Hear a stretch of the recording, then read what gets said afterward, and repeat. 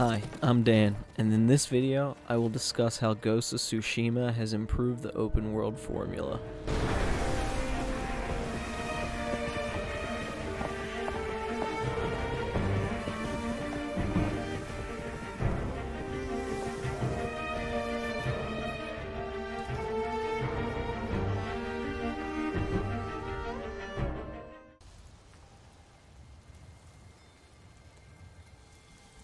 First up is the guidance system.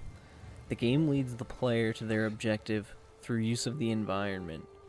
The wind will blow in the direction that the player needs to head to reach their destination. It is explained early that Jin's father is always with him, his spirit resides in the katana of the Sakai family, and will lead him always. This ties the gameplay and story together in a way that almost every other open world game doesn't capitalize on. The animals in the game, such as foxes and yellow birds, will also guide the player towards secondary or bonus items on the map without the need for opening it up. These guides keep the player's eyes on the world rather than a compass, minimap, guiding lines, or quest markers. Removing such items allows us to become more familiar with the world itself, see its beautiful scenery, and keep an eye out for enemies and camps, absorbing us into the world, rather than having players stare at UI while exploring. You never should have come here! There is an emphasis on the samurai code, and encourages the player to engage enemies with honor. I'll kick dirt in his eyes, then break his nose. See how big he feels with a mouthful of blood. A small victory, achieved without honor. When a samurai faces a devious foe, he must rise above them, and never sink to their level, no matter how tempting. Yes, Uncle. There's no dissonance between story and gameplay in Ghost of Tsushima. Further enforcing this is Jin's ability to stand off with enemies, in a satisfying slow-mo kill that can erase multiple enemies from your path in one strike, if your reflexes are up to the task. Where games like Assassin's Creed, Dishonored, Hitman, and many others with the options between stealth and open fighting try to steer the player away from killing with its story and world ramifications, making fighting too difficult if taken head-on, or by lowering the player's rank for a mission. Ghost of Tsushima fully embraces it, and from the start tells the player to fight all enemies face to face. The Mongols have no honor, as we see right from the introduction, and the player does not want to sink to their level.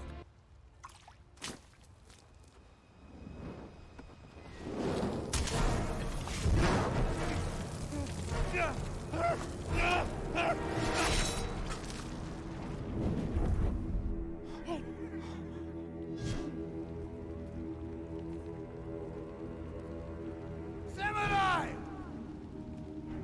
Do you surrender? Cowards without honor deserve no mercy. No mercy! It is much more fun engaging the enemy in an environment where this course of action is encouraged, and downright satisfying when compared to its contemporaries, who try to make the player feel bad for their actions. While there are sections where stealth is encouraged, it is backed up with good reasoning, to protect hostages and the citizens of Tsushima, or, like after the battle at the start, the player is weaponless. The combat is fast, relentless, and engaging. Rather than hitting enemies dozens of times like in the recent Assassin's Creed titles, the combat here is tight and focused, killing enemies quickly with slick movements and stabs rather than long drawn-out fights. It is also increased in depth by having the stance system, where each stance has a strength against a specific type of enemy, depending on the weapon they wield. This gives the player much more to think about in a fight.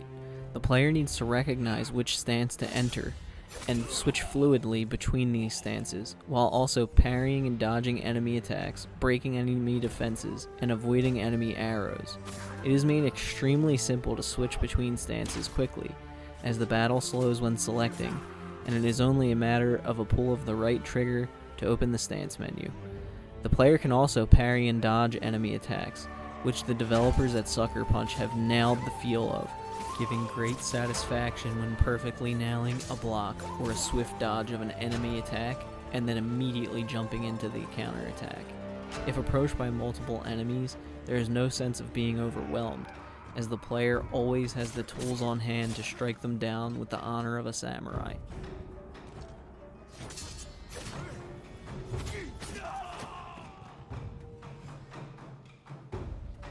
Tying into this, the enemies do not scale and level with Jin, so to speak. They use different tactics and get slightly better armor, but they are still human, and with the exception of the major standoffs, most enemies don't take too many hits to kill. Enemies do grow in difficulty, but it is not the sword sponge type of difficulty. The player then feels themselves improving, and Jin's skills expand with theirs, where in other games with leveling and loot-based stats, the player is fighting an enemy with increased health and damage, which makes the game experience more repetitive. Ghost of Tsushima is much more rewarding to the player, similar to going back to fight enemies at the start of a Dark Souls game, and easily taking them out when the first time you played you died repeatedly to them.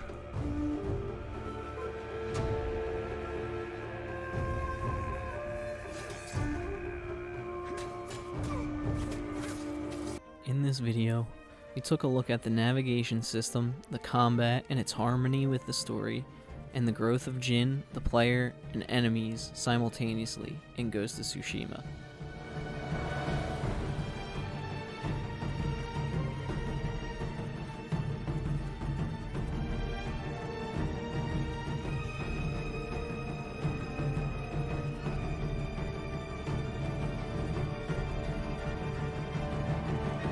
Thanks for watching.